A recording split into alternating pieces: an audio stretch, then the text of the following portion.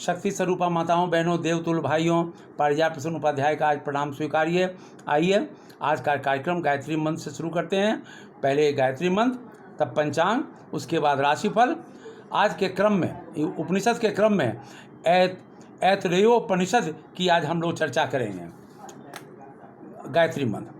ओम भूर्भुवः स्वः तत्सवितुर्वरेण्यं भर्गो देवस्य धीमहि धियो यो नः प्रचोदयात्। पंचांग। आज युगात 5123 विक्रम संवत 2078 शक संवत 1943 श्रावण मास कृष्ण पक्ष अष्टमी तिथि दिन के 8:14 तक। तत्पश्चात नवमी तिथि तदनुसार 1 अगस्त 2021 दिन रविवार है। आज भरणी नक्षत्र रात्रि 8:14 तक। तत्पश्चात कृतिका नक्षत्र है। राहु काल, आज राहु काल दिन के 4:50 से सायं 6:29 तक रहेगा। सूर्य कर्क राशि में संचार करेंगे। चंद्रमा मेष राशि में रात्रि 3:31 तक संचार करेंगे। तदुपरांत वृषभ राशि में संचार करेंगे। सूर्योदय आज 5:24 पर हो रहा है। सूर्यास्त सायं 6:36 पर हो रहा है। दिशाशूल आज रविवार को पश्चिम दिशा की यात्रा शास्त्रों द्वारा वर्जित है, परंतु अत्यावश्यक होने पर पान या घी का सेवन कर अथवा गायत्री मंत्र का मानसिक जप करते हुए यात्रा करने से वर्जना समाप्त हो जाती है। अभिजीत मुहूर्त दिन के 11:38 से दिन के 12:31 तक। अमृत काल दिन के 2:13 से दिन के 4:01 तक रहेगा। ये था आज का पंचांग। अब राशिफल। मेष राशि। आज का दिन आपके लिए बेहतर रहने वाला है। सकारात्मक बातचीत से मन हल्का रहेगा। विवाद से दूर रहें। धैर्य से जिम्मेदारी पूरी करें, सफलता मिलेगी। वृषभ राशि, आपका कोई परिचित काम के सिलसिले में उलझाने की कोशिश कर सकता है। कार्यस्थल से खुशखबरी मिलेगी। सेहत ठीक रहेगी। यात्रा के योग हैं। मिथुन राशि, आज आपको सोच समझकर खर्च करना चाहिए। परिवार में किसी की सेहत बिगड़ सकती है। मन पर नियंत्रण रखना अच्छा होगा। वाणी पर संयम रखने की जरूरत है। कर्क राशि, आज आप काफ़ी व्यस्त रहेंगे। सामाजिक कार्यों में हिस्सा लेंगे। जल्दबाजी में कोई निर्णय नहीं लें।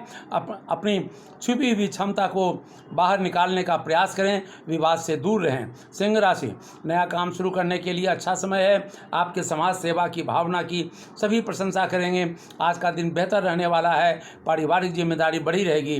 कन्या राशि, आज का दिन तनाव में बीतेगा। किसी मित्र से बहस होने की संभावना है। छात्रों के लिए आज का दिन अच्छा रहेगा।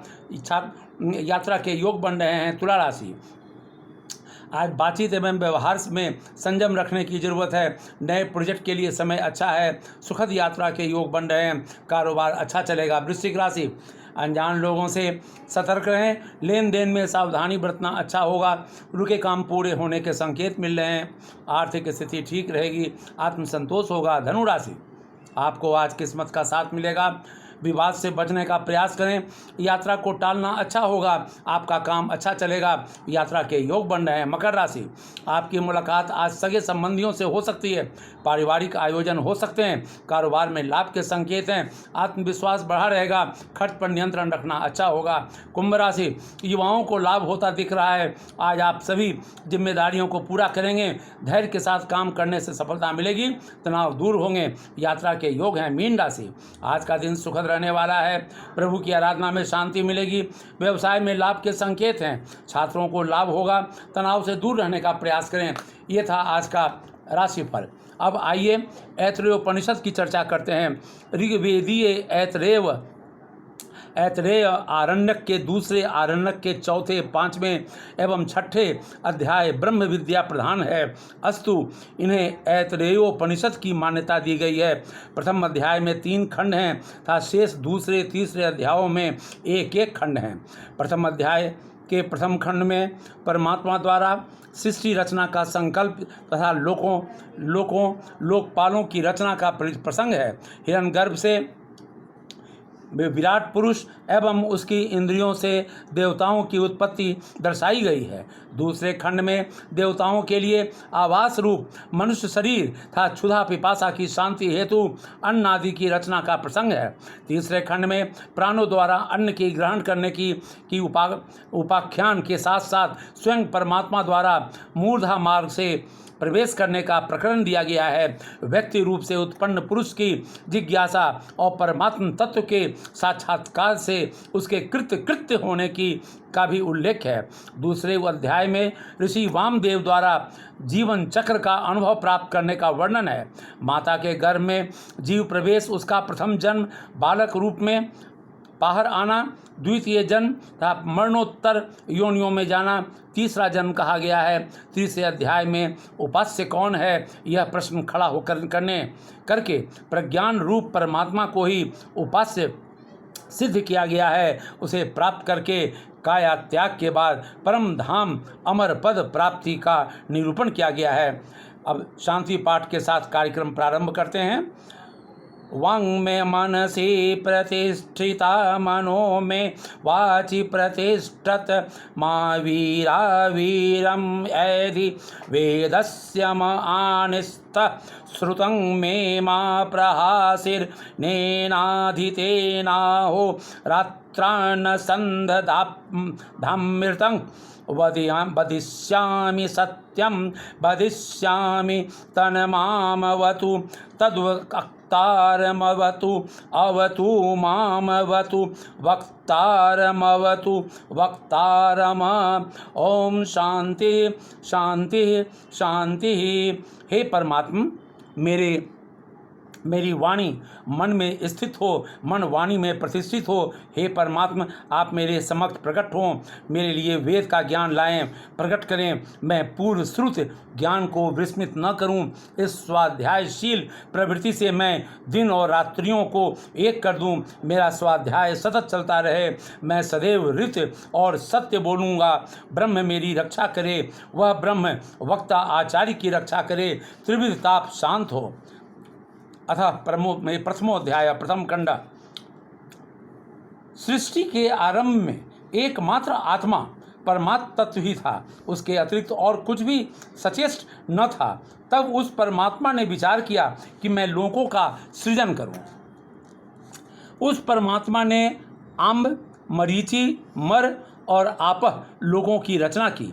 द्युलोक से परे और स्वर्ग की प्रतिष्ठा वाले लोगों को अम्ब अंतरिक्ष, प्रकाश लोक को मरीचि, पृथ्वी लोक को मर्त्यलोक और पृथ्वी के नीचे परे आपह लोक बनाया। लोकों का निर्माण करने के बाद उसने विचार किया कि लोकों का निर्माण तो हो गया, अब मुझे लोकपालों की भी रचना करनी चाहिए। ऐसा चिंतन करके उसने आपह यानी तरल प्रवाह में से ही एक पुरुष को समुद्रित करके निकाल कर उसे मूर्तिमान किया। पुरुष संबोधन सृजनात्मक पुरुषार्थ करने में समर्थ के लिए प्रयुक्त होता है।